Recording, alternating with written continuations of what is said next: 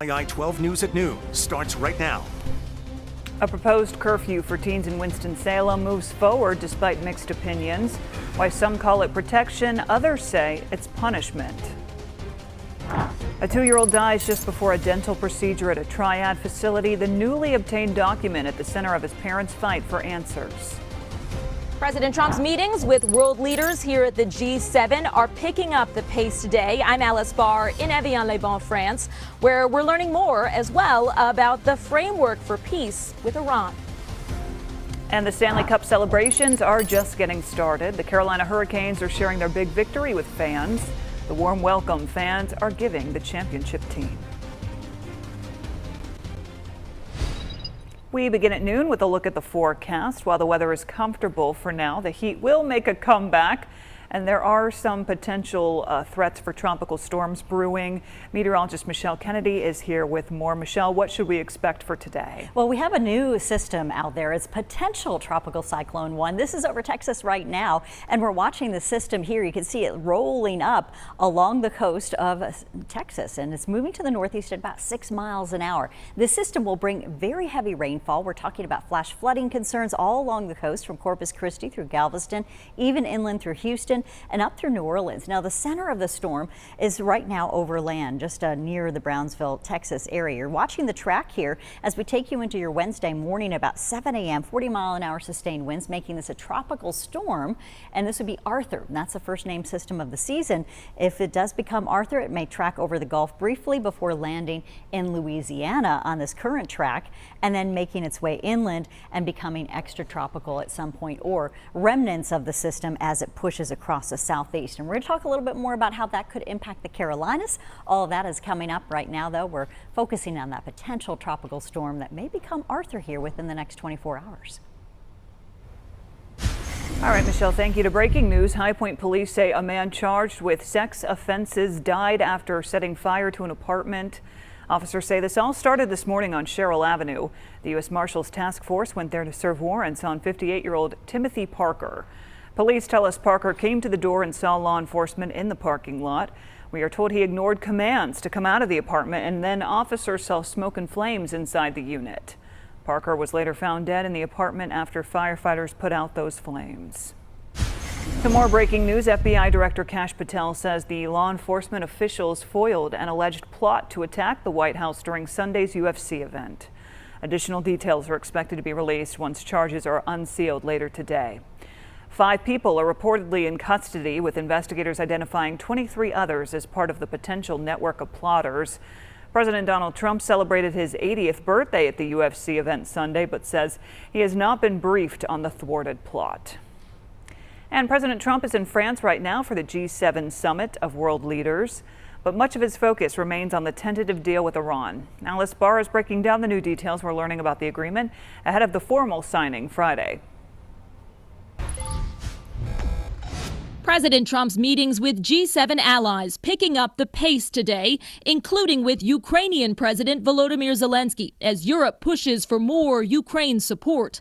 President Trump also sitting down with Middle East allies, while we're learning more about the Iran framework he's calling a done deal. They're not going to acquire a nuclear weapon. If they do, all hell will rain down on them. The full memorandum of understanding is not yet public. The president says it does not include money or sanctions relief for Iran unless Tehran honors key commitments. We're not investing any money. We have the right to if we want. Vice President J.D. Vance telling NBC's Tom Yamas Iran would be rewarded for steps like giving up its stockpile of enriched uranium. He pushed back against comparisons to the Obama-era Iranian nuclear deal, as the former president said it's doubtful any new agreement is going to be significantly different or a significant improvement. The Iranian nuclear program has been completely destroyed, and what we're saying is make the long-term commitment not to rebuild it, and you will get the benefits that come with that. A formal deal signing Friday kicks off a 60-day window for tricky technical talks on Iran's nuclear program, while questions also remain about the vital Strait of Hormuz, which senior U.S. officials say will be fully open without tolls, sending oil prices plummeting, though Iran said it expects to charge oil tankers service fees. And then there's Lebanon, where Israel plans to keep forces stationed in its fight against Iran-backed Hezbollah militants, despite Iranian demands for peace there as part of any broader deal. President Trump said this morning that Israeli Prime Minister Netanyahu needs to be more responsible in his approach toward Lebanon. He praised the leader of Syria and said that he could do the job against Hezbollah militants if Israel can't without, quote, killing everyone else. The two leaders have somewhat different objectives in this conflict and need to get on the same page for peace to last. In Evian-les-Bains, France, Alice Barr, NBC News. Keeping an eye now on gas prices. The state average for regular sits at $3.65 a gallon. And the Piedmont Triad, Davidson County, has the most affordable gas at $3.63 a gallon on average. Caswell County has the most expensive at $3.83. A boil water advisory remains in effect for the southwest part of Rockingham County. The locations on your screen are the areas that are impacted. Officials say bacteria may have entered the water supply during a water main repair. Residents should boil water used for drinking, cooking, and eating until further notice. A heads up for the drivers in Winston-Salem. 7th Street is closed between Trade and Liberty Streets for emergency water main repairs.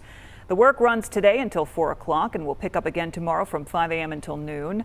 The city says water customers in this area may receive a water shutoff notice for the work taking place. And Winston-Salem is one step closer to having a citywide curfew for kids and teens. As WXII 12's Bethany Cates reports, there are a lot of mixed opinions on this from the community and among council members as well. How can you vote for a curfew without first developing solutions involving young people in the planning process? There are over a dozen different exceptions that are written into that ordinance.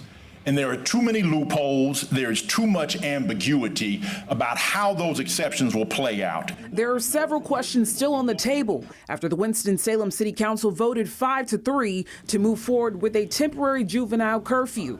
The curfew would be for anyone under the age of 18 between the hours of 10 p.m. and 6 a.m. They need communities that see them as assets, not liabilities, and a curfew may impact a small part of the issue.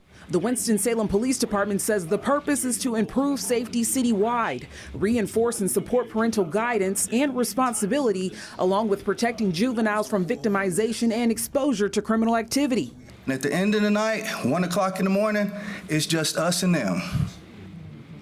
And we're looking for some help so that we can get them home without them being offended or become an offender for the more serious crimes. But not everyone agrees. A curfew is just showing them that they are the problem and we are criminalizing them for existing in public. I do not support this. I will vote against it, and I think it's against our civil liberties. This curfew, I do support, but I believe it is the start of real conversation. It is the start of real action. I believe that the curfew is a flawed response to a community problem. We are expecting a final decision on the curfew when the council meets to discuss it again next Monday at 4 p.m.